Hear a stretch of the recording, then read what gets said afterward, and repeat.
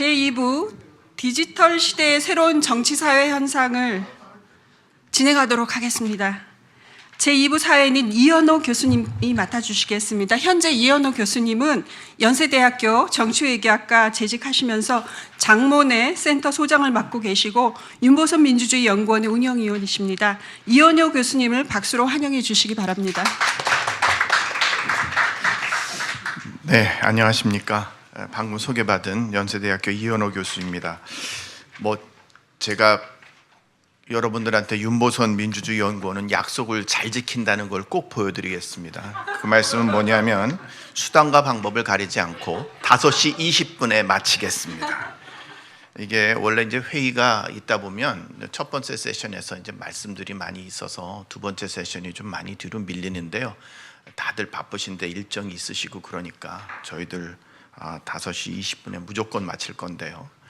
제가 타임키핑을 굉장히 잘합니다. 그래서 발표자분들에게는 20분 절대 넘어가지 않으시게끔 하고요. 그래서 제가 15분에 사인을 드리겠습니다. 그리고 토론하시는 분들에게는 10분씩 하는데 줄이는 방법 간단합니다. 소개를 안 하면 됩니다. 그래서 여러분 다 아시는 분들이고 또 워낙에 활동 많이 하시는 분들만 저희가 모셨다라고 생각을 하시면 되겠습니다. 저희들 그 제2회의에서는 주제가 두 가지입니다. 여러분 잘 아시는 주제인데요. 인터넷 시대의 의견 양극화와 확증 편향, 그리고 팬덤 정치와 혐오 민주주의입니다. 다 여러분들이 참석하실 수 있는 그런 주제여서 발표자들, 토론자들 간단하게 말씀하시고 여러분들도 조금씩 말씀하실 수 있는 기회를 드리도록 하겠습니다. 이 주제를 뽑은 이유는 민주주의의 참여를 늘리면 좀 더 민주주의의 질이 개선될 거라고 생각을 했는데, 제가 정치학자지만 저도 그렇게 하자고 주장한 사람 중에 한 사람입니다만은 결과론적으로 보고 나니까 민주주의 질이 저하되고 있고 또 디지털 디바이드 또는 AI 디바이드라고 해서 그거를 잘 사용하는 사람들에게 지나치게 유리한 상황이 가고 있다. 그리고 이 팬덤 정치라고 하는 것이 등장하면서 이데올로기나 또 어떤 철학, 가치 이런 것들이 없어지고 감정에 의거한 정치가 전개되고 있다. 그래서 이 두 주제를 골랐습니다. 그래서 첫 번째 주제는 우리 서강대학교 지식융합미디어학부의 나은영 교수님께서 발표를 해주실 거고요. 그리고 서강대학교의 하상은 교수님께서 또 오늘 토론을 해주시겠습니다. 두 번째 팬덤 정치 현상에 관해서는 박상은 국회 미래연구원 연구위원께서 발표해 주실 거고요. 또 토론에는 이현출 건국대학교 정치외교학과 교수님께서 명예교수님께서 토론을 해 주시겠습니다. 자리도 그냥 여기서 할 겁니다. 먼저 첫 번째 발표인데요. 나은영 교수님께서 PPT 준비해 오셨으니까 제가 시간 5분 전에 알려드리도록 하겠습니다. 여러분 나은영 교수님을 박수로 환영해 주시기 바랍니다. 네, 반갑습니다. 그 시계가 저쪽에 있었으면 더 좋았겠다 그런 생각을 했습니다. 계속 보면서 저는 그 사회심리학 박사학위를 받고 미디어 쪽에서 이제 가르치고 있기 때문에 먼저 그 양극화, 의견 양극화와 관련이 있는 좀 보편적인 사회심리학적 원리 요걸 말씀드릴 텐데 보편적이라는 건 뭐 한국이나 미국 이런 문화에 있는 사람만 그런 게 아니라 우리가 인간이기 때문에 이럴 수밖에 없는 점이 있다. 이제 이런 내용입니다. 그리고 나서 이제 미디어가 여기에 개입이 되면 그 미디어를 통해서 다른 사람들의 의견, 즉 여론을 이제 파악하는 과정에서 착각, 편파가 일어날 수밖에 없다. 그래서 이게 의견 양극화에 영향을 준다. 이제 이런 내용을 중심으로 말씀을 드리겠습니다. 말씀드릴 순서는 일단 뭐가 문제인지, 그리고 의견 양극화 기저의 심리, 확증 편향의 역할, 디지털 미디어의 영향, 요게 이제 그 주요 내용이 되겠고요. 그 다음에 이제 그렇다면 대안은 있을까? 대안 부분은 이렇게 심리적인 원리로 설명은 하지만 대안이 그렇게 많지는 않습니다. 네, 우리가 그냥 노력하는 정도인데 요렇게 이제 진행을 하려고 합니다. 뭐가 문제인지, 지금 문제가 되니까 그 한국 사회가 건전한지 이것에 대해서 우리가 오후 시간 전체를 이렇게 반납하면서 열심히 머리를 쓰고 있는 걸 텐데요. 일단 그 중에서 의견 양극화, 지금 너무 의견이 나뉘어가지고 서로 싸우고 있는 것은 많이 보고 있으니까요. 이게 뭐냐? 이 대립적인 관계에 있는 이 두 집단의 의견이 동기적 정보 처리를 통해서 점점 양극단으로 치닫는다. 그러니까 동기적 처리라는 건 내가 하고 싶은 방향이 있는 거예요. 그러니까 옳은 정보라고 하더라도 저게 싫으면은 옳지 않은 방향으로 이제 처리를 하게 되고 이런 걸 말합니다. 그런데 문제는 뭐냐면 내가 생각할 땐 저쪽이 틀렸어. 나만 맞아. 저쪽에선 또 반대로 내가 옳고 저쪽이 틀렸어. 이렇게 생각하지만 빠지고 보면 양쪽이 모두 그럴만하다 하는 근거가 있다는 겁니다. 서로 자기는 굉장히 옳다고 생각해요. 그래서 옳다고 믿는 생각들 사이에 충돌이 점점 커지고 있다. 이게 이제 굉장히 문제가 아닌가, 이제 이런 생각이 듭니다.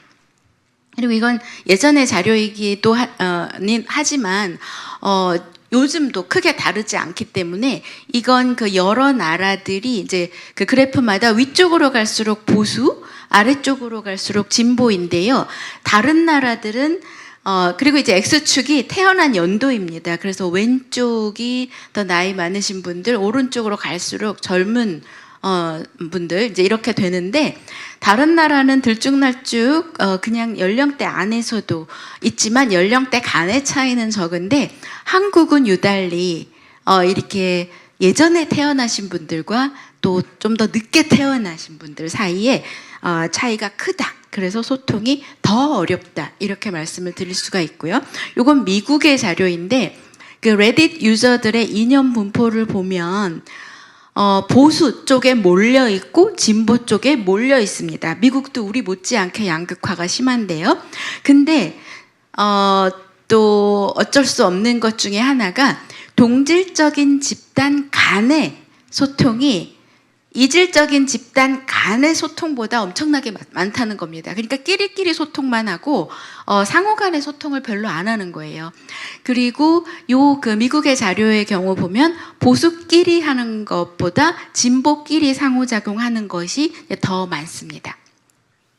그리고 아까 의견 양극화가 지금 이제 제가 말씀드릴 내용의 핵심인데, 강한 태도, 강하게 의견을 가지고 있기 때문에 이제 양보하지 않는 거거든요. 그런 태도의 특징이 뭐냐면 세 가지예요. 근데 사실 이오고 얘기했던 이 에이블슨이라는 사람이 제가 예일에 갔을 때 지도 교수였거든요. 지금은 돌아가셨지만. 근데 이게 재밌어서 결국은 요거하고 관련된 논문도 박사 논문으로 쓰고 이제 이렇게 했습니다. 근데 이제 강하게 가지고 있는 태도 중에서 제가 특별히 관심을 가지고 있었던 거는 집단 간에 서로 다르게 가지고 있는 그런 생각들을 어떻게 설득할 거냐, 이제 이런 거였습니다. 결국은 설득이 되기는커녕 오히려 역태도 변화가 일어난다. 이게 이제 핵심이었고요. 근데 참 묘한 것은 그 논문을 쓴 게 92년인데 지금 2024년 이 시점에도 여전히 둘로 나뉘어가지고 서로 설득하려고 해도 설득하려고 할수록 오히려 더 저쪽 태도가 강해지는, 이쪽도 마찬가지. 이래서 이게 그럼 연구를 뭐하러 하지? 내내 한 몇십 년 연구해도 인간은 변하지 않는데 이런 생각이 들기도 합니다. 그래도 어쨌든 그래서 특징이 뭐냐면요, 강하게 가지고 있는 태도는 항상 그걸 생각하고 있는 거예요. 이게 ego preoccupation, 자아 몰두. 그 다음에 그 일이라면은 무슨 일이든 발벗고 나서는 거예요. 뭐 환경이면 환경, 내가 중요시하는 문제. 이게 이제 emotional commitment. 그 다음에 그 문제에 대해서 하도 많이 생각을 해왔기 때문에 누구보다도 잘 알아요. 그리고 오랫동안 그 생각을 가지고 왔어요. 이게 인지적 정교성입니다. Cognitive elaboration. 이런 특성이 있다 보니까, 이게 제가 옛날에 했던 연구인데요. 요게 이제 두 번째 발표해 주실 그 팬덤하고도 좀 관련이 될 것 같은 것이, 요게 X축이고요. 그 위로 갈수록 그 설득이 성공한 거고, 아래로 갈수록 역태도 변화가 일어난 겁니다. 설득하려고 했는데 원래 태도가 더 강해진 거예요. 그래서 여기 태도를 약하게 가지고 있는 사람, 중간 정도 강도, 그리고 매우 강하게 가지고 있는 사람을 제가 그 전북대학교에 있었을 때이기 때문에 이 당시에 그 DJ 가 이제 막 집권을 했을 때거든요. 그래서 그리고 전북대학교니까 다들 DJ를 좋아해요. 그리고 싫어하는 사람이 몇 명 있고요. 그런데 이제 그 피험자들을 조금 좋아하는 사람, 중간 정도 좋아하는 사람, 아주 많이 좋아하는 사람. 그러니까 아주 많이 좋아하는 사람이 말하자면 팬덤 하고 비슷하겠죠. 이렇게 이제 나누고 그리고 여기 빨간색은 아주 그 타당한 이유를 대면서 설득을 하는 겁니다. 그리고 요 파란색 점선은 조금 말이 안 되게. 그러니까 그 당시에 어떤 이슈를 썼냐면요. DJ가 호남 편중 인사를 한다. 요것에 대해서 어떤 그 지역별 사람들의 비율이라든가 인구 비율이라든가 근거를 딱딱 대면서 통계 자료도 되고 이러면서 얘기한 게 이 빨간색 질 높은 메시지였고요. 이 파란색 점선 이 조건은 그 방향은 비슷한데 근거가 그렇게 확실하지는 않은 그런 거였습니다. 그런데 그 DJ를 좋아하는 정도가 약했던 그런 그룹은 메시지가 별로 그 퀄리티가 높지 않아도 설득이 돼요. 그리고 그 이 중간 정도로 좋아하는 사람들은 비교적 이 객관적으로 메시지를 판단하기 때문에 메시지의 퀄리티가 높으면 설득이 되고 낮으면 설득이 되지 않습니다. 여기 제로가 설득되지 않는 거예요. 그런데 DJ를 너무너무 좋아하는 사람들은 강한 태도를 가지고 있는 거죠. 무슨 소리야? 이제야 제대로 되고 있는 건데 이런 식으로 이제 얘기하면서 태도 변화가 이제 그 호남 편중 인사 하고 있다 쪽으로 되기는커녕 너무 잘하고 있다 이런 쪽으로 그 말도 안 되는 소리 하지 마 이런 식으로 역태도 변화가 일어납니다. 그래서 그와 같은 것이 지금 볼 수 있는 그 의견 양극화, 지금 2024년에도 볼 수 있는 그런 현상이라고 말씀드릴 수가 있겠습니다. 그러면 왜 이런 현상이 일어나는가? 이걸 설명하는 게 이제 심리학적인 이론들이죠. 일단 의견 양극화가 그것에 대한 이론이 나온 근거가요. 제일 처음에는 리스키 쉬프트가 먼저 나왔었어요. 이건 뭐냐면 사람들이 개별적으로 의사결정을 할 때보다 집단으로 모여서 토론을 한 다음에 결정하면 더 극단적인 결정, 모험적인 결정을 한다는 겁니다. 그러니까 예를 들어서 뭐 이렇게 무서운 놀이기구 같은 거 있잖아요. 그런 거 이렇게 같이 타러 가가지고 각자 결정할 때는 위험하니까 안 할래 이랬다가 이제 놀러 간 사람끼리 토론을 하면 지금 아니면 언제 하겠어? 지금 좋은 기회야. 이렇게 하잖아요. 그래서 이제 모험적인 결정을 해버리는 거예요. 그래서 그렇게 시작을 했는데 나중에 이제 연구를 하다 보니까 원래 모험적이었던 그룹은 그룹 토론을 한 다음에 더 모험적인 결정을 하는데 원래 보수적이었던 사람끼리 모여갖고 토론을 하면 개별적인 결정보다 더 보수적이 되는 거예요. 그래서 이 두 가지를 다 합해서 설명하기 위해서 그룹 폴러리제이션이라는 집단 극화라는 개념이 또 나왔습니다. 그렇다면 집단 극화가 왜 발생하는가? 이것을 설명하는 이론은 사회심리학에 이제 3가지가 있어요. 물론 뭐 계속 또 나오겠지만 네, 그래서 하나는 설득 주장 이론인데 이게 persuasive argumentation. 이것은 예를 들어서 우리 수학여행을 제주도로 갈까 설악산으로 갈까 뭐 이런 거를 토론을 할 때 그때 나는 이러이러한 이유 때문에 제주도 가고 싶었어요. 그런데 토론을 하다 보니까 제주도 가야 할 이유, 다른 이유가 또 있어요. 다른 친구가 다른 근거로 또 제주도 가야 할 이유를 얘기하니까. 그래서 토론을 할수록 그 의견을 지지하는 근거들을 더 많이 알 수 있기 때문에 이제 그렇게 된다는 게 설득 주장 이론. 그다음에 사회 비교 이론은요. 되게 비슷한 의견을 가진 사람들끼리 토론할 때 이런 현상이 많이 일어나는데 제주도를 가자 이런 얘기를 하는 사람이 더 많은 그룹이라고 가정을 할 때요. 그 제주도 가자 이 얘기를 더 세게 얘기하는 사람이 더 리더처럼 보여서 그 사람을 따라가는 겁니다. 요즘 많이 그렇잖아요. 그 똑같은 얘기를 더 세게 얘기하면 걔가 더 리더처럼 보이고 멋진 그 당대표든 뭐 대통령이든 될 것 같고 그래서 그쪽으로 따라가게 됩니다.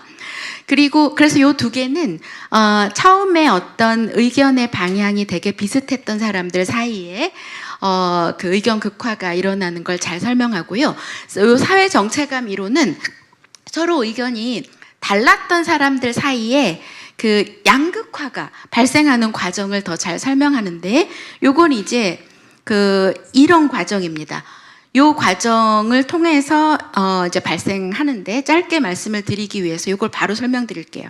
지금 빈센트 프라이스 교수는 이제 이 사람이 그 스탠포드 대학에 있을 때 그때 이제 했던 연구인데요. 지금은 이제 듀크 대학 총장으로 이제 계시는 것 같아요. 근데 이때 어떻게 했냐면 신문 기사를 학생 신문 있죠. 스탠포드 데일리라는 학생 신문의 기사를 두 버전으로 만들었어요. 하나는 인문계생, 자연계생이 핵심 프로그램 커리큘럼 놓고 충돌한다. 이런 제목 하에 내용도 이제 그렇게 이제 집단 간 그 아이덴티티를 강조하는 이 갈등을 강조하는 제목을 준 거죠. 요렇게 하면은 얘네들이 그래? 인문계생들이 그걸 선호한다고? 자연계 쟤들이 그걸 선호한다고? 요게 더 세일리언트해지기 때문에 그러니까 그룹 아이덴티티가 세일리언트해지기 때문에 인문계생은 원래 자기네 집단은 이만큼 찬성이었는데 3 정도가 자기네 집단 규범이라고 생각해요. 그리고 자연계생은 -2 정도가 자기네 그 위치였는데 실제로는 -3 정도가 이 자연계생의 의견이라고 생각을 해요. 그렇게 실제보다 더 극화시켜서 잘못 지각한 자기네 집단 규범 쪽으로 동조가 일어나서 결론적으로 이 두 학생들 사이의 의견이 양극화가 됩니다. 그러니까 우리 요즘에 그 신문도 보면 얘네 집단 싸우는 건 너무 당연하고 얘네 집단 안에서도 이파 저파가 싸운다. 여기서도 이렇게 싸운다. 이런 거 제목은 물론이고 굉장히 기사에서도 많이 나오거든요. 그러면 실제로는 의견 차이가 요만큼밖에 안 돼서 대화를 해볼 만한데 그런 기사를 보면 얘네 이만큼 차이 나나 봐. 쟤네 이제 사이 좋아지기 틀렸다. 이렇게 생각해서 아예 소통의 시도조차 안 하게 된다는 겁니다. 그게 너무 안타까워요. 그런 상황이 많아서. 근데 여기 학생 지원 팀이 이 코어 커리큘럼 놓고 학생들 의견 조사 중이야. 요런 정도로. 그러니까 인문계 사회계 간에 그 대립을 강조하지 않는 기사를 주면 이런 의견 극화가 발생하지 않는다는 겁니다. 이게 그 사회 정체감 이론이 되겠습니다.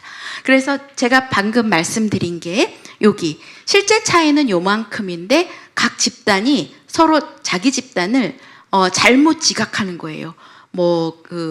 국민의힘은 실제는 여긴데 이렇게 생각하고 그 본인들의 규범이 민주당은 실제는 여긴데 여기라고 생각해서 그 잘못 지각한 더 극단화된 그런 규범 쪽으로 동조가 일어나니까 이 지각된 이 차이는 더 커지게 되고 소통에서는 점점 멀어지게 된다. 이렇게 말씀드릴 수가 있습니다. 요거는 미디어 쪽에서 이제 설명을 하는 건데 아주 보편적인 이론은 아니기 때문에 넘어가겠습니다. 그래서 강원택 교수님이 최근에 다른 모임에서 발표하신 건데 거기서도 제가 얘기하는 거하고 비슷한 연구를 하셨더라고요. 정치학인데. 그래서 너무 반가워가지고 여기 인용을 했습니다. 민주당 지지자들에게 국민의힘은 어느 정도 보수적이냐, 윤석열 대통령은 어느 정도 보수적이라고 생각하느냐 하고 물었더니 여기 O가 이제 뉴트럴이라고 볼 때 굉장히 극단적으로 보수적이라고 답했어요. 그리고 이 당보다 리더가 더 보수적이라고 답했죠. 네, 여기는 이 진보 쪽으로 답을 하긴 했지만 이제 본인의 당 그리고 그 민주당 지지자 이재명 대표가 어느 정도 진보적이냐, 이제 왼쪽이 진보적이죠. 근데 진보적이기는 하지만 이 뉴트럴 기준으로 볼 때 쟤네가 더 극단적이야.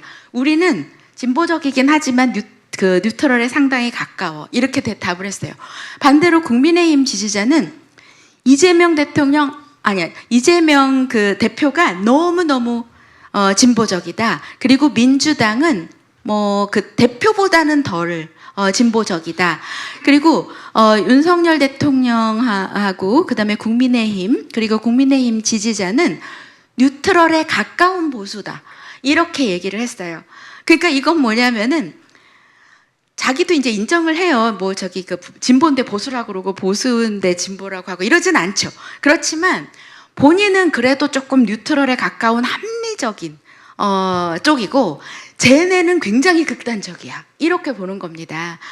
예, 그래서 아까 저기 사실 그 앞에 발표들이 길어지고 이제 토론도 길어지고 그랬지만 저는 너무 재밌게 봤어요. 이게 응용이 많이 되고 그리고 이 털러런스 같은 게 너무 부족하고 그러니까 나하고 다른 거를 참지 못하고 이런 거 정말 좀 바꿔야 한다고 생각을 하거든요. 어렵겠지만 네 그래서 여기에도 이제 그런 게 나타납니다. 주관적으로 느끼는 이념 위치예요. 그리고 또 하나가 이제 우리가 다른 사람의 의견을 이렇게 판단을 할 때요. 여론에 대해서 그러니까 이 미디어 쪽에서는 침묵의 나선 이론이라는 게 있고 사회심리 쪽엔 동조가 있는데 이게요. 사회심리는 같은 그룹 안에서 우리가 막 토론을 하다 보면은 저 사람 의견에 이렇게 따라가게 되잖아요. 그게 동조. 그런데 미디어 쪽에서는 그렇게 그룹이 토론을 할 때 만약에 의견이 7대3으로 나뉘어요. 그러면 어떻게 되냐면 7에 해당하는 사람은 막 더 신나서 얘기를 해요.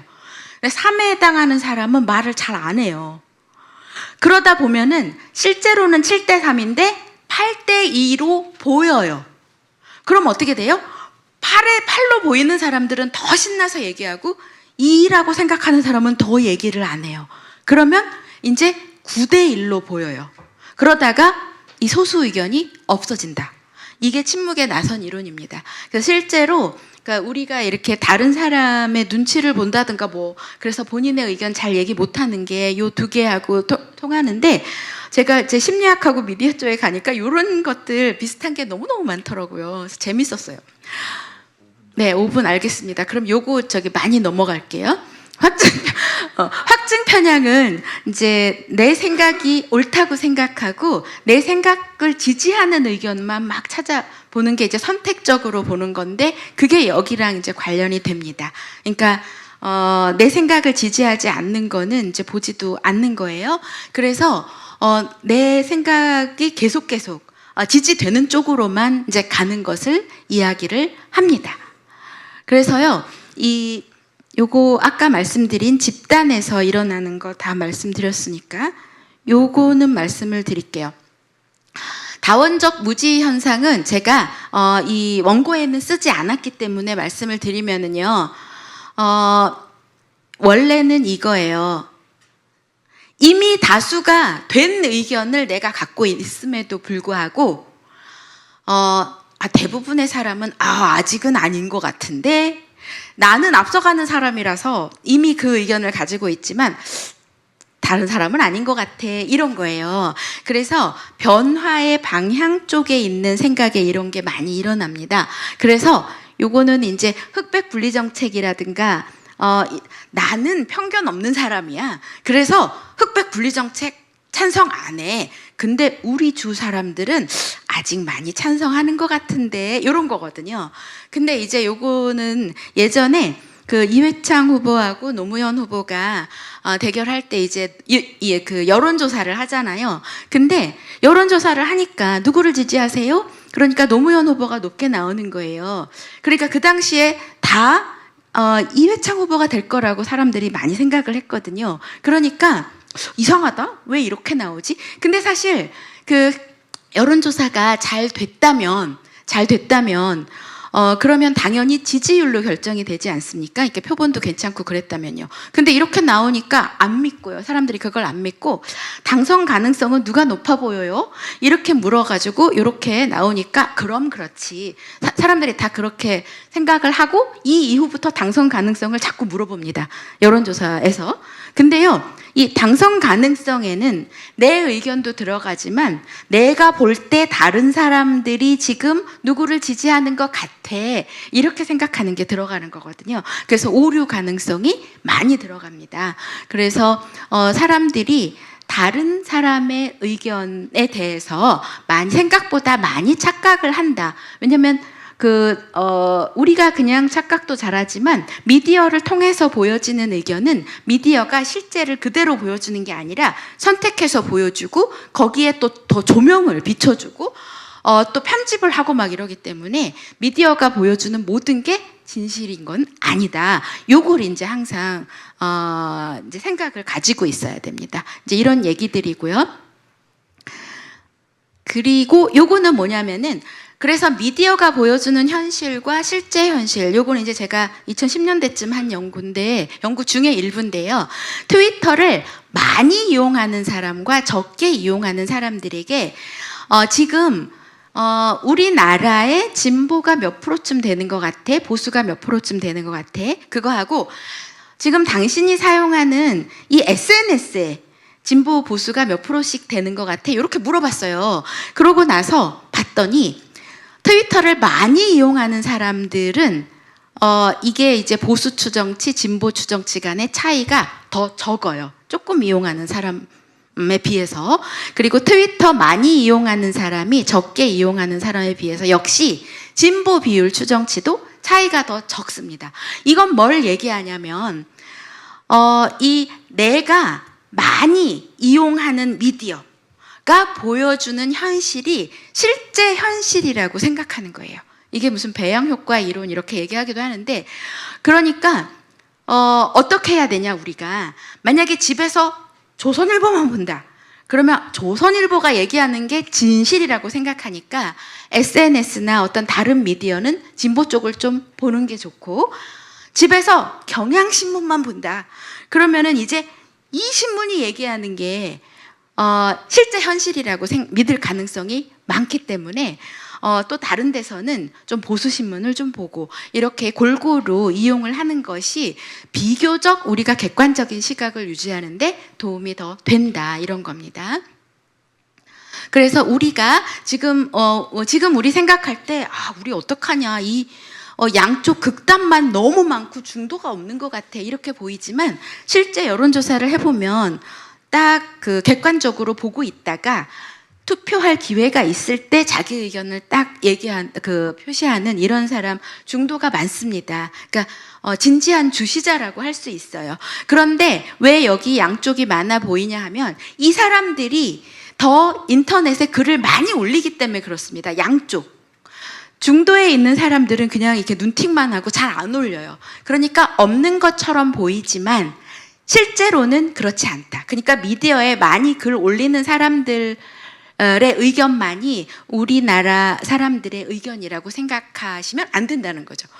네, 시간이 없으므로 이렇게 내 생각이 지지층에 둘러싸여 있으면은 그러면은 더 소통이 어렵습니다. 그러니까 사람들이 내 생각이 잘못될 수도 있어라는 생각을 못하는 것이 주변에 다 내 의견이 옳다고 얘기하는 사람들만 있고 내가 SNS에서 내 의견 지지하는 사람들만 막 친구로 삼고 이렇기 때문에 더 이런 게 강해진다는 겁니다. 그래서 이 같은 메아리만 계속 듣기 때문에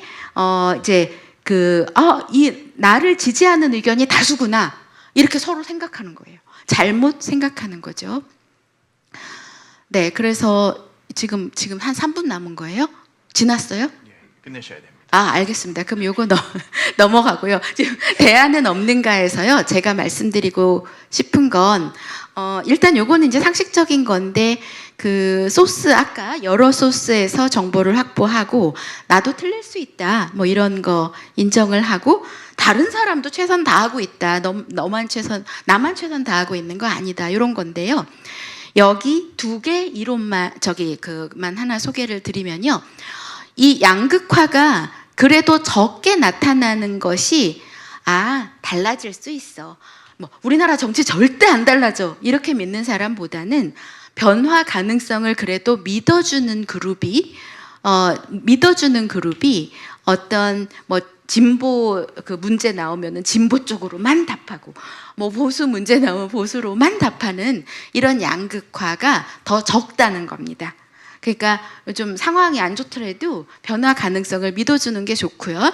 그 다음에 이제 이거는 나노 테크놀로지가 이제 얼마나 해로운가에 대한 건데 이거는 무례한 답변 인터넷에서 이 오른쪽은 예의 바른 답변을 했을 때 인터넷에서 예의 바른 답변을 했을 때는 그래도 나노 테크놀로지에 대한 지지가 이렇게 양극화가 덜한데 무식한 것 같으니 뭐 이런 식으로 안 좋은 얘기를 하면서 무례하게 댓글을 달면 양극화가 더 심하게 나타납니다. 그래서 그런 것들이 필요하다고 말씀드릴 수가 있겠습니다. 그래서 여기 아까 말씀드린 미디어를 고루 접하려 노력하는 것, 그리고 요거 두 개는 비슷한데 우리가 어떤 집단에 속해 있더라도 잠깐 벗어나서 혼자 생각해 보는 것, 그리고 소셜미디어로 다 연결되어 있더라도 그것에서 조금 벗어나서 독립적으로 판단해 보는 것, 이런 연습도 조금은 도움이 되겠습니다. 네, 감사합니다.